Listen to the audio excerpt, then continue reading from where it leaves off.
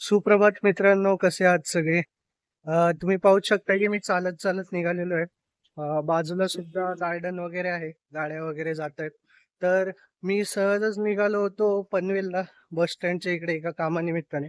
तर म्हणलं आजचा असाच ब्लॉग शूट करूया. काय आहे, कसं काय ते सांगूया. चला तर मग जाऊयात आपण आज बस स्टँडच्या इकडे.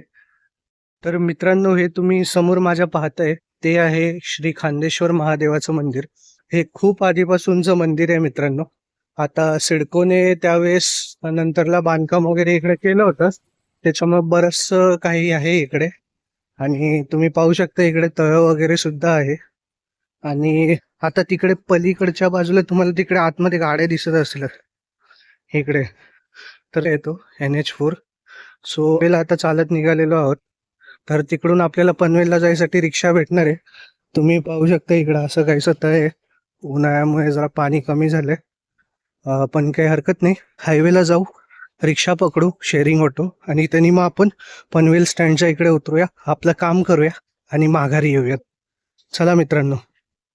न तुम्ही पाहू शकता इकडे किती असं छान वातावरण झालेलं आहे, मस्त हवा वगैरे सुटलेली आहे. इकडे श्री खांदेश्वर महादेवाचं मंदिर आहे, तुम्ही पाहूच शकताय. खूप सुंदर असं दर्शन झालेलं आहे आपल्याला इकडे. आणि तुम्ही पाहू शकताय खूप आधीपासूनचं मंदिर आहे. बोला हर हर महादेव. आणि इकडे असा काहीसा परिसर आहे, तळ्याच्या जवळपास आपण आलेलो आहे. चला. तर असा काहीसा वॉकिंग करतोय आपण या लेनवरती. खूप छान वाटतंय, मस्त हवा सुरू आहे. हा थोडंसं ऊन आहे, पण ठीक आहे, बरं वाटतंय तेवढंच. तुम्ही पनवेलमध्ये वगैरे राहत असाल तर मला खाली कमेंट करून सांगा की तुम्ही श्री खांदेश्वर महादेवाच्या मंदिरात येऊन गेलाय का ते. आणि मागे तुम्हाला दिसतच असेल हायवे आहे. हायवेकडे जायसाठी इकडं आपल्याला गेट आहे, आणि तिकडे पुढे NMMTचा बस स्टॉप आहे. त्या बस स्टॉपवरून आपल्याला शेअरिंग ऑटो भेटणार आहे, जी शेअरिंग ऑटो पकडून आपण जाणार आहोत पनवेलला. आणि आपलं काम करून आपण माघारी येणार आहोत.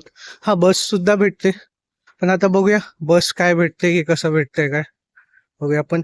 असं काहीसं छान वातावरण झालेलं आहे. आता तरी ऊन वगैरे असल्यामुळे लोक थोडी कमी आहेत चालायला वगैरे, पण सकाळ सकाळी किंवा संध्याकाळी इकडे चालायला येतात, कारण झाडं वगैरे भरपूर आहेत. तुम्हाला माहिती आहे ऑक्सिजन आपल्यासाठी किती महत्वाचं आहे, आणि वॉकिंग सुद्धा किती महत्वाचं आहे मित्रांनो आपल्यासाठी. तर असं काहीसं होतं. आणि तर मग आता आपण निघालोय बस स्टॉपकडे, आणि जाऊयात बस स्टॉपकडे, शेअर ऑटो पकडूया.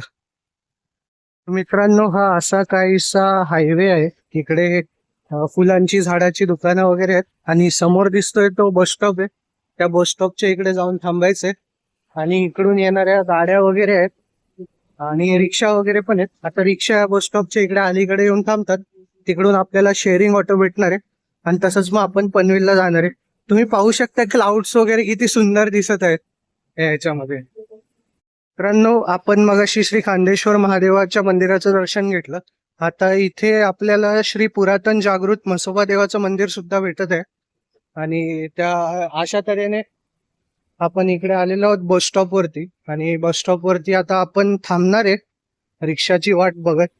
बघूया रिक्षा वगैरे येते नाही येते, कसं काय करता येते ते, आणि तसं आपण मग रिक्षा वगैरे पकडून निघूयात मग. तर मित्रांनो, फायनली रिक्षा भेटली आपल्याला, आणि आपण निघालोय पनवेलला.